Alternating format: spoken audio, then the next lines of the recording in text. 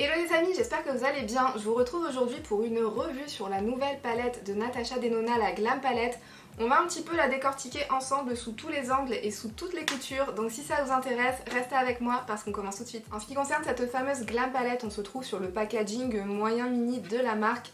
C'est le packaging habituel pour toutes les palettes de Natasha Denona qui sont au prix de 69€. C'est le même packaging que la Bronze Palette, que la Love Palette, que la Sunrise. Il a un petit effet miroir d'une couleur gris top avec un tout petit reflet, on dirait un petit peu mauve à l'intérieur. À l'intérieur, on est sur une sélection de teintes qui sont toutes dans les tons froids. Je distingue un petit peu trois espèces de thèmes, de tonalités froides assez distinctes. Tout d'abord, un petit peu par ici, on a des tonalités qui sont dans les rosés, rose gold froid. On a aussi des couleurs qui sont un petit peu plus dans les dorés et champagne doré froid. Et enfin, on a des couleurs qui sont beaucoup plus grises, beaucoup plus argentées, beaucoup plus top à l'intérieur. En ce qui concerne le nom des fards de cette palette, je vais en parler très rapidement parce que c'est un sujet qui a fait un petit peu polémique. En fait, au lieu d'avoir des noms pour chacune de ces couleurs, vous avez les placements, c'est-à-dire que pour chaque couleur, Natasha Denona vous dit où les placer sur votre paupière mobile. Alors moi, ce que je pense de ça, honnêtement, j'ai pas vraiment d'opinion là-dessus. Perso, moi, quand je fais mon make-up le matin, j'accorde pas trop d'importance à quel est le nom de la couleur que je suis en train de m'appliquer sur la paupière mobile. Après, si vous me donniez le choix, bien sûr, je choisirais, je pense, d'avoir des vrais noms parce que je trouve que ça participe un petit peu à donner un thème et à donner une histoire à la palette. Mais après, je comprends que Natasha Denona ait préféré donner des indications sur où placer chacune des teintes. C'est vrai que c'est pas mal pour les personnes qui sont un petit peu débutantes en make-up,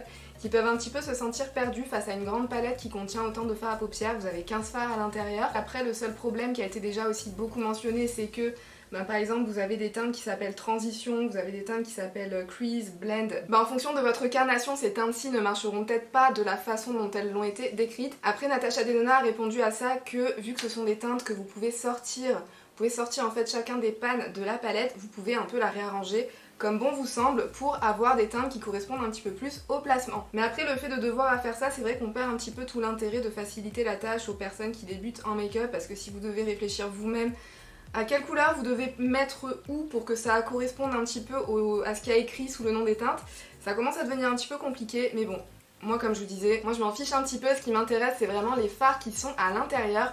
En ce qui concerne les fards, alors comme dans toutes les palettes de Natasha Denona, vous retrouvez plusieurs textures de fards différentes, c'est écrit au dos de la boîte. Vous avez des fards mat, vous avez des fards métalliques, des duochromes et des fards chroma cristal. En ce qui concerne la gamme de couleurs qui se retrouve dans cette palette-ci, ce que j'aime beaucoup, c'est que ça va du clair au foncé, aussi bien pour les mats que pour les couleurs métallisées. Et vu que c'est un des points qui faisait vraiment défaut dans la palette bronze, où on avait des tonalités qui se situaient beaucoup plus autour du médium, je trouve que c'est vraiment super que Natasha Denona nous ait mis une gamme de teintes qui va du clair au foncé aussi bien pour les mats que pour les métallisés. Mais l'un des points qui me saute le plus aux yeux moi quand je regarde cette palette, c'est que je trouve que toutes les couleurs qui se situent un petit peu dans la même gamme de tonalités, on peut retrouver encore des couleurs qui se ressemblent quand même beaucoup, qui ont beaucoup de similitudes entre elles et qui limite se dupent plus ou moins à l'intérieur de la même palette. Et ça c'est exactement le défaut que j'avais reproché aussi à la Bronze Palette. Et je trouve qu'on retrouve aussi dans cette palette-ci, donc ça c'est un petit peu dommage. Vu que la palette est encore toute neuve, je viens tout juste de la sortir de sa boîte, je vais faire des swatchs en direct avec vous pour vérifier ça, pour vérifier si on a bien des couleurs qui sont vraiment très similaires entre elles une fois swatchées sur la main. Là ce que je vais faire en fait, c'est que je vais plutôt vous swatcher toutes les couleurs par famille. C'est aussi ce que j'avais fait dans ma revue sur la palette bronze et je trouve que ça permet beaucoup mieux de se rendre compte du degré de similitude que les teintes peuvent avoir les unes par rapport aux autres dans la même palette, le fait de regrouper les swatchs par famille de couleurs, par tonalité. Je vais d'abord commencer par vous swatcher les fards mat, vous en avez 5 dans cette palette-ci, et du coup je vais vous les swatcher du plus clair au plus foncé. Voilà ce que ça donne au niveau des mats. Déjà je vais juste vous dire un mot sur la texture de ces mats. Comme d'habitude, comme tous les fards mat de Natasha Denona, ce sont des fards qui sont vraiment très crémeux. Dans cette palette-ci vous ne retrouvez aucun des mats qui est un petit peu particulier. Vous savez, c'est les mats que vous retrouviez dans la palette Metropolis et dans la Love Palette qui ont une texture qui est vraiment à cheval entre la poudre et la crème. Ceux-ci, ce sont des mats qui sont tous dans le format poudre, et tant mieux parce que je préfère largement ces mats-ci de chez Natasha Denona. Mais quand vous les swatchez, vous sentez que ce sont quand même des mats qui sont vraiment très crémeux au toucher, vraiment très agréables. Maintenant, je vais passer au swatch des irisés de cette palette. Alors j'ai commencé par swatcher les fards métallisés qui sont les plus clairs de la palette, les 5 couleurs les plus claires de la palette. De haut en bas, vous retrouvez cette couleur-ci, ensuite celle-là, ensuite celle-là, ensuite celle-là, et enfin celle-ci. Moi, en première impression comme ça, déjà quand je regarde les deux premières couleurs que j'ai swatchées, c'est-à-dire les deux qui sont juste ici, au swatch, j'ai l'impression que c'est quasiment la même chose. Il y a peut-être un tout petit sous-ton de différence, mais c'est tellement léger qu'à mon avis sur la paupière ça se verra à peine. La troisième couleur, donc c'est celle-ci. Je trouve aussi que ça se ressemble un petit peu quand même, c'est peut-être légèrement plus froid. C'est un champagne qui a peut-être une toute petite pointe d'argenté en plus que les deux premiers qui sont un petit peu plus gold. La couleur du dessous, alors celle-là oui, je vois quand même une différence. C'est la couleur qui est juste ici et c'est la couleur qui est un chroma cristal qui contient des petites paillettes à l'intérieur. On dirait qu'il y a des petites paillettes violettes et bleutées à l'intérieur, c'est vraiment super sympa. Et la dernière couleur, celle qui est tout en bas, donc c'est celle-ci. Celle-ci, oui, elle est quand même, on voit qu'elle est plus froide que les 4 du haut. C'est une couleur rosée qui contient presque une petite pointe de mauve à l'intérieur. Donc voilà en ce qui concerne la petite famille des couleurs claires de cette palette. Déjà sur 5 couleurs, j'ai l'impression qu'il y en a 4 qui sont quand même un petit peu très semblables. En tout cas en termes de look qu'elles vous créeront sur la paupière, je pense que ça risque d'être quand même un petit peu semblable. Maintenant je vais passer aux couleurs qui sont un petit peu plus argentées et là on en a 3 à l'intérieur. Et j'ai oublié de vous parler de la texture des fards, mais ce sont des fards vraiment hyper crémeux, qui sont vraiment hyper soyeux. C'est les fards qu'on aime beaucoup chez Natasha Denona. C'est peut-être pas ceux qui sont le plus... Vous savez, il y avait quelques fards comme ça dans la bronze palette qui sont vraiment extrêmement crémeux et extrêmement riches et extrêmement intenses. Là on retrouve pas trop ça, c'est plus une texture qui me rappellerait la Sunrise je dirais, mais ça reste quand même vraiment très crémeux, très lumineux et très fin. Donc en ce qui concerne les couleurs argentées, voici ce que ça donne en termes de swatch. C'est les 3 couleurs qui sont le plus vers le bas et comme vous pouvez le constater, les 2 couleurs les plus en bas sont quand même assez similaires en termes de tonalité. Celle qui est juste ici, celle qui est très argentée, c'est celle qui est là, celle qui est juste en dessous, c'est celle qui est juste en dessous. Et là quand je suis en train de faire ça, je me rends compte de l'intérêt que peut avoir d'avoir des noms dans une palette. Et la couleur qui est tout en bas, c'est la couleur qui est juste ici. Donc comme je vous disais, les 2 couleurs du bas, je les trouve quand même assez similaires. La différence, c'est que celle qui est tout en bas, donc celle qui est juste ici, elle contient un petit peu plus de paillettes que celle du dessus. Elle est peut-être un petit peu plus scintillante. Donc en termes de fini, effectivement, il y a une différence. Mais en termes de couleur, c'est quand même très proche. Et enfin pour les 2 derniers swatchs, je vais swatcher les 2 couleurs qui sont juste ici. C'est celles qui n'ont vraiment aucune autre similitude dans la palette, je trouve, je pense en tout cas. C'est aussi des couleurs qui sont beaucoup plus neutres. Alors j'ai entendu beaucoup de personnes dire que c'était des couleurs, enfin tout ce cadran là, c'était des couleurs qui étaient un petit peu plus dans les tons chauds. Moi je trouve pas spécialement que ce soit des tons chauds, je trouve plus que c'est une partie vraiment neutre. Pour moi ces 4 couleurs-ci c'est vraiment ce qu'il y a de plus neutre, ni orienté ton chaud, ni orienté ton froid. Donc après tout ce blabla, on va enfin passer au swatch. J'aime beaucoup la texture de ces fards. Donc je vais commencer par la plus foncée pour voir si elle est un peu similaire aux 2 du dessus. Le fard God là qui est juste là, il a vraiment une texture hyper crémeuse, c'est vraiment les fards qu'on adore chez Natasha Denona. Alors le fard qui est juste ici, le marronné qui est là, c'est vrai qu'effectivement il a l'air d'être un petit peu plus chaud quand on le compare aux 2 qui sont au-dessus. Comme vous pouvez le constater, non effectivement on est sur des tonalités assez différentes. Mais voilà, là vous avez vraiment tous les métallisés de cette palette swatchés par catégorie de couleurs, par tonalité, par famille. Donc je vous laisse un petit peu juger par vous-même, mais moi je trouve quand même que par ici et par là on a des couleurs qui sont assez semblables, qui à mon avis une fois posées sur la paupière mobile auront plus ou moins le même rendu. En tout cas, vous donneront le même genre de look une fois que vous aurez fini votre make-up et que vous l'aurez intégré avec d'autres couleurs, blendé avec d'autres couleurs, etc. Donc voilà, par contre, en ce qui concerne la texture des fards eux-mêmes, alors j'aime beaucoup, c'est vraiment les fards de Natasha Denona qu'on adore. Ils sont très crémeux une fois appliqués, ils glissent vraiment tout seuls, on a l'impression un peu de mettre son doigt dans du beurre et d'appliquer du beurre. Aussi, je pense que vous allez bien le constater, ce sont tous des métallisés qui sont vraiment très lumineux, mais qui sont aussi très fins. Ça me rappelle beaucoup, comme je disais, la texture des métallisés qui se retrouvent dans la Sunrise, si vous la possédez déjà. Donc des métallisés vraiment très lumineux, mais qui sont très fins, donc très adaptés un petit peu à toutes les paupières. Même les paupières les plus texturisées, donc ça j'aime beaucoup, je trouve que ce sont vraiment de superbes métallisés qui ont été très bien réussis et c'est tout ce qu'on aime voir chez Natasha Denona. J'aurais bien aimé avoir des textures qui ressemblent un petit peu plus à la bronze. Vous savez, vous aviez 2 fards qui étaient vraiment extrêmement crémeux, j'aurais aimé en retrouver un petit peu par ici, mais bon. C'est pas grave. Maintenant je vais passer à la partie un petit peu plus tuto de la vidéo où je vais me réaliser un look avec cette palette-ci. Je ne vous en mettrai qu'un seul dans cette vidéo là, tout simplement parce que déjà j'ai reçu cette palette-ci un petit peu tard comparé à la date où je l'avais commandée, donc du coup j'ai vraiment pas le temps, si je vais vous la publier assez rapidement, de vous créer plusieurs looks avec cette palette-ci. Mais par contre si vous aimeriez que je vous fasse d'autres looks avec cette palette-ci dans de futures vidéos, n'hésitez pas à me mettre ça dans les commentaires, je vous ferai ça avec plaisir. Et puis aussi de toute façon comme je vous disais, c'est un petit peu le genre de palette où les looks auront au final tous plus ou moins la même vibe une fois posés sur votre paupière mobile. Je vous avais fait la démo avec la bronze palette où je vous avais réalisé 5 looks, dont 4 de ces looks où je prenais en fait toutes les couleurs que je retrouvais assez similaires et je les appliquais d'un œil à l'autre. Si ça vous intéresse, je vous mettrai le lien de cette vidéo dans la barre d'infos, mais je pense que bon, on a compris la démonstration avec cette vidéo aussi, donc je pense pas que ce soit utile de la refaire dans cette vidéo là. Je pense qu'avec ces swatchs-ci, on se rend compte aussi qu'on aura plus ou moins le même genre de résultat avec cette palette là. Donc du coup je vais me contenter d'en faire un juste pour discuter un petit peu de la qualité des fards en first impression avec vous dans cette vidéo là. Mais comme je vous disais, si vous avez envie que je vous fasse plus de looks, mettez-le moi dans les commentaires, je vous le ferai avec grand plaisir. Pour commencer mon look, je vais d'abord prendre la couleur Blend que je vais appliquer assez haut au niveau de mon creux de paupière.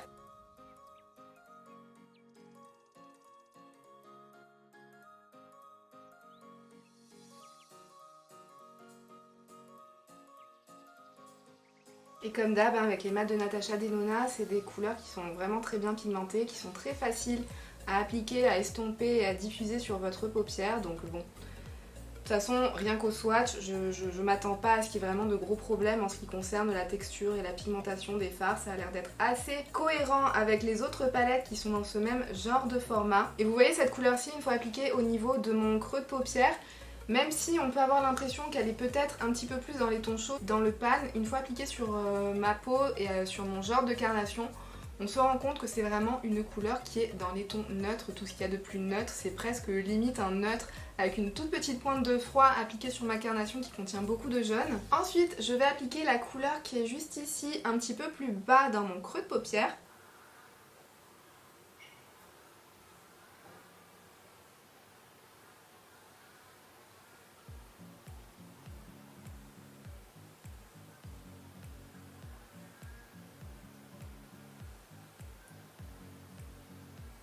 J'aime vraiment beaucoup les mats de Natasha Denona, je les trouve vraiment très faciles à travailler et qui sont très pigmentés, ça va très vite. Ensuite je vais travailler mon coin externe avec la couleur qui est juste là. C'est dingue, c'est des fards qui se travaillent tout seuls. En même temps tant mieux, hein, vu le prix, il y avait un petit peu intérêt quand même. Ensuite sur la partie externe de ma paupière mobile, je vais venir appliquer la couleur qui est juste là. C'est celle qui contient un petit peu des paillettes. Je suis pas sûre que ce soit un chroma cristal, il me semblait que dans la vidéo swatch qu'elle avait fait sur Insta, qu'elle avait dit qu'il n'y avait qu'un seul chroma cristal dans cette palette-ci, mais après peut-être que je me trompe. Donc je vais le tenter déjà au pinceau, voir un petit peu ce que ça donne. Et non, je préfère appliquer au doigt en général ces farcis. Ouais, c'est quand même beaucoup mieux au doigt.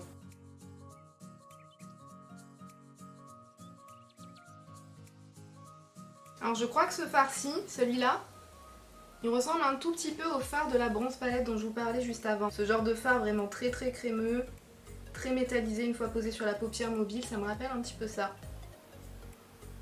En tout cas c'est vraiment un fard qui est super sympa, ça scintille, ça brille, c'est super joli. Maintenant au centre de ma paupière mobile, je vais appliquer la couleur qui est juste là. Je vais tester au pinceau quand même.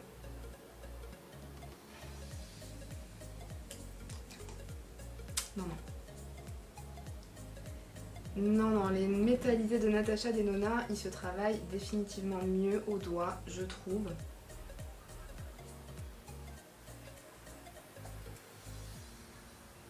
Je sais pas si vous arriverez à bien le constater, en tout cas moi je le vois.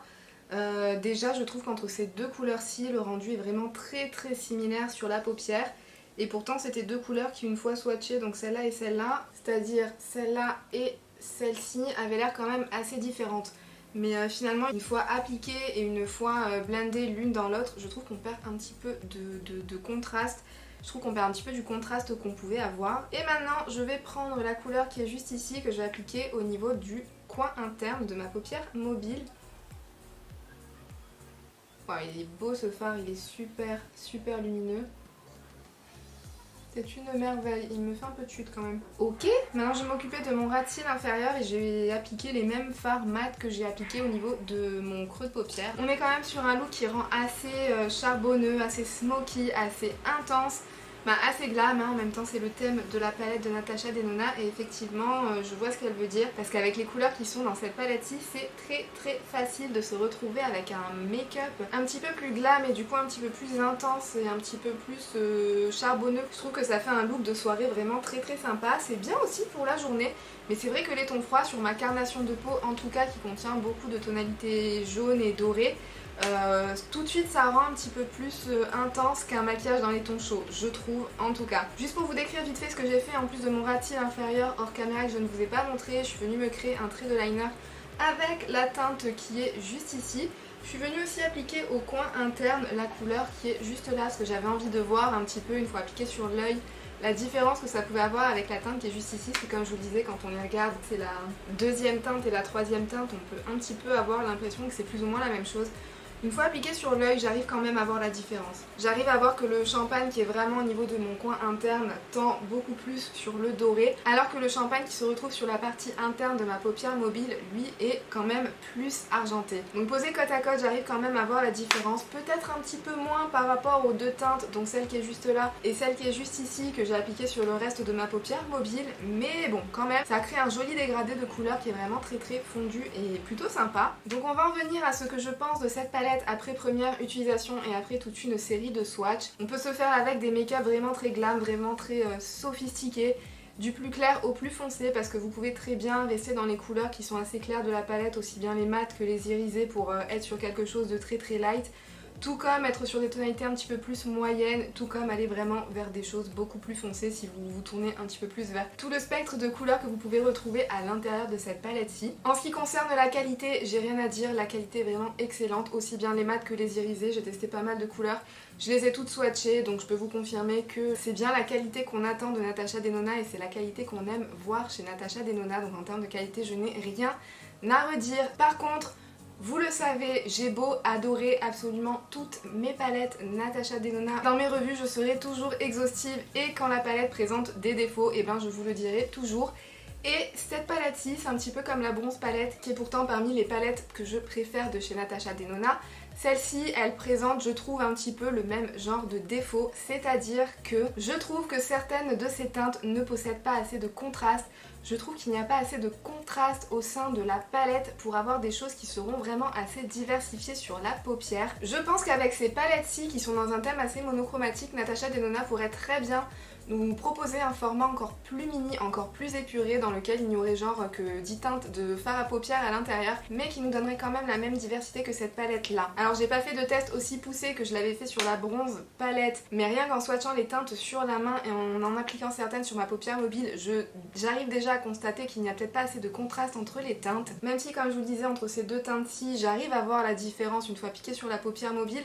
C'est pas non plus quelque chose qui va vous changer drastiquement un look. Si vous utilisez l'une ou l'autre des deux teintes, ça va pas changer radicalement le look. Et en plus, les deux premières teintes, là par contre j'ai vraiment énormément de mal à voir la différence qu'il peut y avoir au niveau de ces teintes-ci. Tout comme les deux teintes qui sont juste là et tout comme même les trois teintes en fait, puisqu'une fois appliquées sur la paupière, je trouve qu'il n'y a vraiment pas assez de contraste entre elles. Je dirais que la différence majeure qui se trouve entre les teintes qui pourraient être assez semblables dans la palette se situe au niveau de la texture. Vous avez des textures qui sont peut-être un petit peu plus scintillantes, un petit peu plus lumineuses que d'autres, mais je pense qu'une fois appliquée sur la paupière mobile, ça rend quelque chose de vraiment très semblable. Donc pour moi, on aurait largement pu se séparer de l'une de ces deux teintes, on aurait aussi pu se séparer de l'une de ces deux teintes ici. Pourquoi pas aussi cette couleur juste là, parce que il y a écrit que c'est une teinte de transition, mais elle est tellement claire. En fait, c'est un beige avec une tonalité de gris à l'intérieur que je vois pas sur qui en fait elle pourrait vraiment servir de teinte de transition. Elle peut même pas spécialement vous servir à nettoyer votre make-up comme pourrait le faire un fard beige clair, puisqu'il y a des tonalités de gris à l'intérieur, donc ça ferait vraiment pas si naturel que ça je pense au niveau du sourcil.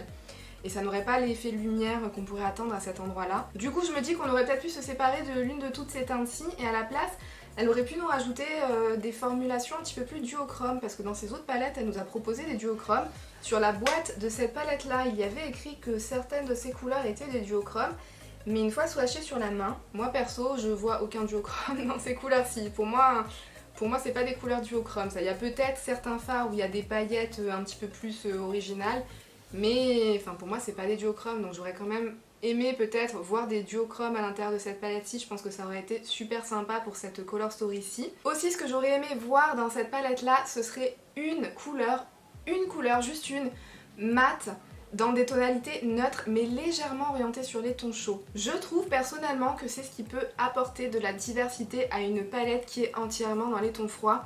Alors déjà de base, moi je suis pas la plus grande fan de tons froids, donc s'il y a des couleurs un petit peu plus neutres dans les tons chauds, ça m'arrange. mais aussi je trouve que sur une palette qui est exclusivement dans les tons froids, ça peut apporter la diversité. Cette teinte-ci, on peut avoir l'impression qu'elle est légèrement orientée ton chaud, mais vous l'avez vu, appliquée sur ma carnation, c'est un neutre limite froid. Franchement, ça n'apporte aucune pointe de chaleur au look. Et moi, quand je fais un look froid, j'ai toujours besoin de me rajouter une toute petite pointe de neutre, un tout petit peu chaud, pour créer de la dimension à mon look et pour le rendre un petit peu moins terne. Parce que sur ma carnation, qui contient, comme je vous disais, beaucoup de jaune et de doré, les tons froids, ça peut avoir tendance à me ternir le teint et à me rendre le make-up un petit peu fade. Je sais pas si vous voyez ce que je veux dire, mais je pense que toutes les filles qui ont une carnation un petit peu jaune comme la mienne, je pense que vous comprendrez ce que je veux dire. Donc j'aurais quand même beaucoup aimé qu'il y ait une tonalité neutre dans les tons chauds dans cette palette-ci. Je pense que ça aurait apporté un petit peu de diversité pour tout le monde. Bon, après du coup, moi ce que je vais faire avec cette palette-ci, parce que je veux absolument qu'il y ait une couleur neutre à l'intérieur, et vu qu'on peut sortir les pannes de la palette, je pense que je vais prendre une des couleurs neutres un petit peu ton chaud de la palette bronze et que je viendrai mettre à la place de cette couleur qui est juste ici, qui selon moi ne sert pas vraiment à grand chose, en tout cas qui ne sert à rien je pense sur ma carnation de peau. D'ailleurs je vais vous montrer ça tout de suite avec la bronze. Je pense prendre la teinte qui est juste ici, qui est la couleur la plus neutre de la palette, mais avec cette petite pointe de chaleur que j'aurais aimé voir dans la palette Glam. Donc je pense que je vais switcher cette teinte là. Surtout qu'une fois appliquée sur la paupière mobile, elle peut quand même être assez similaire à la teinte qui est juste ici, donc je pense que je vais faire ça. Par contre, ouais, cette teinte là, elle ira pas du tout dans la bronze, donc je pense que plutôt à la place, je vais mettre l'une de ces deux couleurs là dans la bronze, qui sont des champagnes dorés vraiment très très clairs et je pense parfait pour illuminer un petit peu le coin interne. Et pour moi c'est aussi ce qui manquait dans cette palette là, il me manque une palette pour illuminer le coin interne. Donc moi perso je vais remédier à ce problème là parce que je possède les deux palettes. Mais quand on ne possède pas spécialement d'autres palettes de la marque de Natasha Denona, on est obligé d'aller piocher dans d'autres palettes. Quand on paye une palette à ce prix là, on n'a pas forcément envie d'avoir à aller piocher dans d'autres palettes pour pouvoir se réaliser un look complet. Donc en conclusion, vous l'avez compris, c'est une palette que j'aime beaucoup en termes de qualité de fard. J'aime beaucoup les teintes qui se trouvent à l'intérieur. Les tons froids c'est pas non plus mes teintes de prédilection, mais je trouve qu'on fait quand même avec des make-up qui ne vont pas rendre non plus trop terne sur des carnations comme la mienne.